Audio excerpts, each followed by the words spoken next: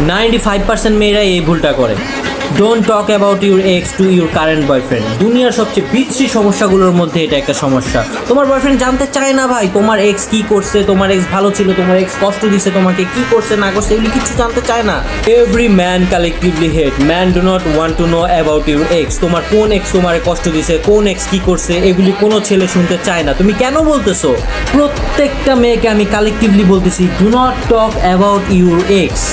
ধরো আমার মাথায় একটা টিউমার হয়েছে, তোমার এক্স হচ্ছে নিউরোসার্জন, আমার দরকার নাই তোমার এক্সরে।